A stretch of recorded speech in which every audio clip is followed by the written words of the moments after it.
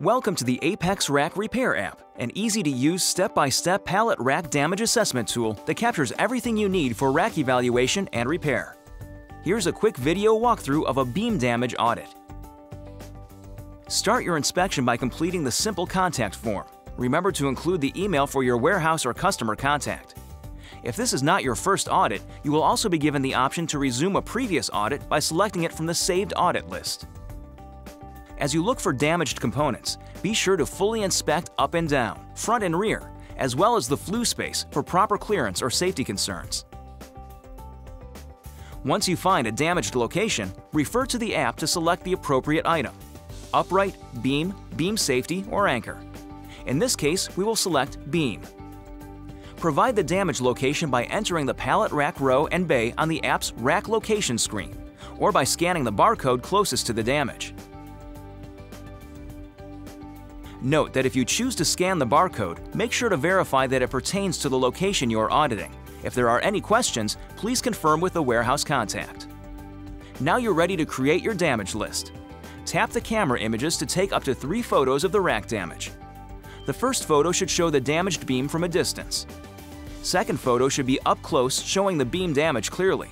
The third photo should be any additional details needed, such as damaged connection to beam, damaged supports, or decking on the beam.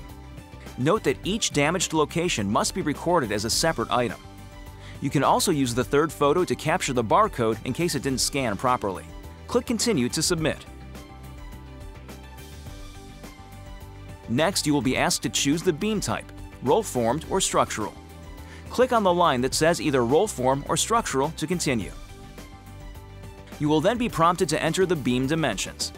Refer to the illustrations for proper measurement locations in reference to beam length, thickness, and height. Using the chart provided in the app, select the column style that matches the column attached to the beam. Now, referring to the column punch style chart, select the type that best matches the upright. If you chose roll-formed upright, you will be prompted to identify the number of connector pins. For structural beams, indicate the hole spacing and distance from the hole to the inside of the upright as described in the app. Describe the beam connector next: the height, width, and depth as measured from top to bottom of the connector, the width on the face of the upright and side of the upright, respectively. Now select the appropriate beam paint colors from the options provided in the chart.